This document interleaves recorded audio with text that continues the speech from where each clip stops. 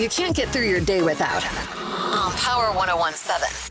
6:36. It is the Bill and Jessica show. I am not suicidal. I am not suicidal, and I am innocent. I could have said that I was guilty a long time ago.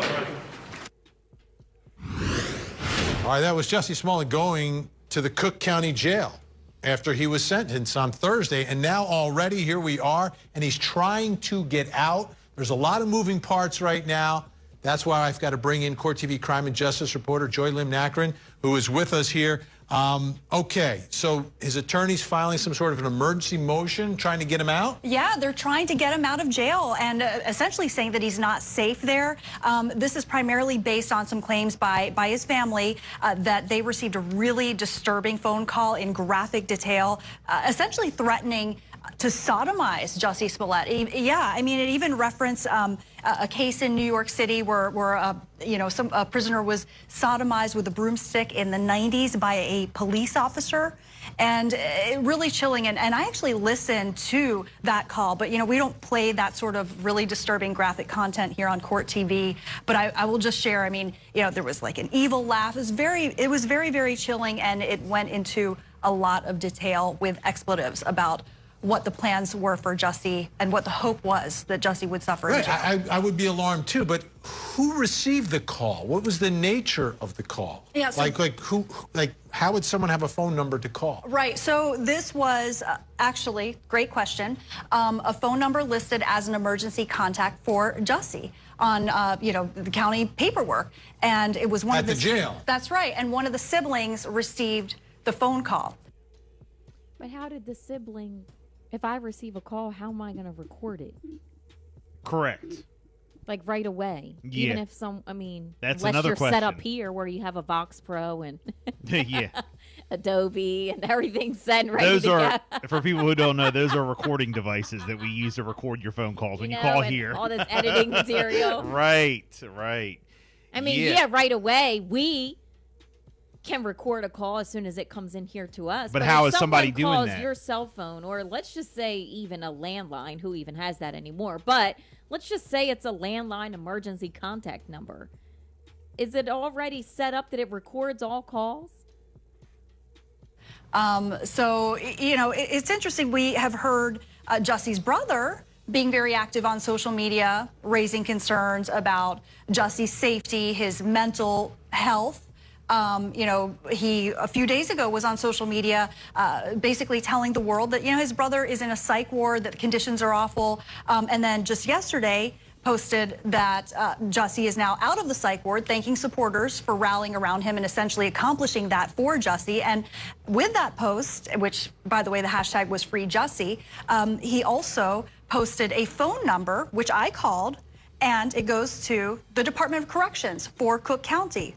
And that is what supporters were advised in this post to call if they wanted to reach out and check in on Jussie. In fact, we actually have the video from that Instagram post. Let's listen. All right, here we go. This is from Court TV. Day 5 update on Jussie. So I just got to see him. Just wanted to give y'all an update on his status. Thank you so much for the support with all the hashtag Free Jussie. It's working. He's now been moved to a new jail cell out of a psych ward that has a bed. Before he was sleeping on a restraint bed, and now he's been moved to a jail cell that actually has a bed. I mean, this is turning into almost like a circus. Watching this. Yeah. You got the brother talking, putting posts out, putting the phone number out to the jail, getting supporters rally. I mean, he's in there for 5 months. Let's not forget that he faked a hate crime. Yeah, they said that there's a lot of moving parts to this. I mean, we did hear that they were going to file an appeal. Yeah, but this is getting more bizarre every day. Yeah, his family on the outside is really, I mean, like doing the updates, doing the live videos, the hashtags. He went, he visited him. They did move him, but I am curious about this so-called phone call and that they have it recorded. Yeah, so, is he in the psych ward? Is he not in the psych ward? That's actually something that we at Court TV asked Tamara Walker, who is Jussie's attorney, and she didn't want to disclose his location because of the safety concerns. All right. Getting back to that phone call, so if someone makes a threat like that, you want to figure out who made the call. Was there any indication of who made the call? Was there caller ID? Has law enforcement gotten their hands on the call? Have they tried to track down who this person is making this alleged threat? So these are great questions, right? And you know, I think you raised the concern initially before we actually went on air. Question, I should say. How is it that TMZ had the video and yet it wasn't clear at that particular time when we were discussing prepping for the show whether law enforcement had the video? So we asked Tamara Walker, the attorney, does law enforcement have this video? Are they looking into that? And she said, we're working with authorities essentially to, turn over the evidence and for them to look into it. But the last statement that we got from Cook County, in fact, if we could share part of that, we prepared this statement, the graphics for it, regarding reports of threatening, hateful, and racist calls received by the family. The sheriff's office strongly urges the family to report these alleged calls to local law enforcement. As with all individuals in custody, the safety and security of Mr. Smollett is the sheriff's office primary concern.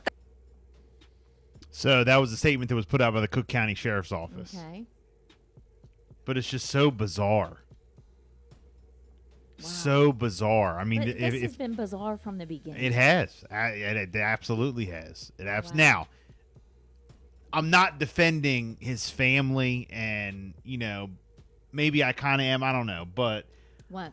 put ourselves in their shoes, and I'm not. Yeah. Obviously, what he did was the worst of the worst, and faking the hate crime and all this. Let's put and I know sometimes you say, "Oh, I can't do that," but let's put the crime aside a minute. Let's just think about he's locked up. Well, yeah, like and if you got a it's your family member. right. You got a family member locked None up. of it surprises me. You're what they're doing everything you can to help him or Right. get him out of there. You and I would do the same thing for our family Yeah. member. Our family member wouldn't fake a hate crime, Right. but Yeah. No, So- it doesn't surprise me yeah, because that they're doing that. and they do. I will say they love him. They want him out of there. Yeah. But again, it just keeps getting more bizarre and bizarre. Yep. So we'll be Wow. following this story. Jussie Smollett, 150 days in jail, 30 months probation. Trying to get through this 150 days. Will it get more Will crazy? He serve the Wi- full do time? you Will think we it- be reporting one day? That he sooner got than released that? early? Yes. Maybe An appeal was granted, or due to his safety, he will serve the rest of his time. At home, House arrest, yeah. Ankle bracelet, all that stuff. I He has bet to you- check in. Who this knows? is just me guessing. I bet That he it will. Yeah. Hollywood star money. I bet he will.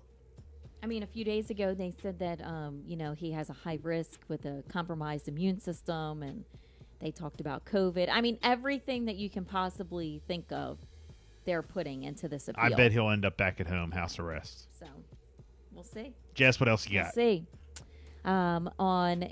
Pfizer yesterday asked the Food and Drug Administration and the Centers for Disease Control and Prevention to authorize a fourth dose of its COVID-19 vaccine, a second booster for seniors over the age of 60. They have data where seniors were given a fourth shot, and it showed that the infections were 2 times lower and rates of severe illness were 4 times lower than of those who only got one booster. Currently, a fourth dose in the U.S. is only recommended for people with a compromised immune system. Authorities are now saying that the current COVID vaccination does continue to offer strong protection against severe illness, but haven't done as well as preventing milder infections with those, especially like the Omicron variant.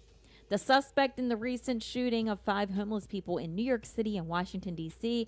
was arrested yesterday in Washington on charges including murder and assault. 2 of the homeless people that were shot did pass away. It's a 30-year-old suspect. His name is Gerard Brevard, and he lives in the Washington area. He does have a criminal history, and it does include assaulting a police officer and assault with a deadly weapon. The Metropolitan Police Chief does say that so far he hasn't given any indication of a motive, but his family says that he does have a history of mental illness. So that was a sad, sad situation. Also, the White House said yesterday that the second gentleman, Doug Emhoff, has tested positive for COVID-19, but Vice President Kamala Harris is negative. Harris was still going to change her schedule because her husband did test positive. The vice president tweeted last night, Doug is doing fine and we are grateful to be vaccinated and boosted. I have tested negative and I will continue to test as well. President Biden and Harris, they did appear together at an event just yesterday afternoon.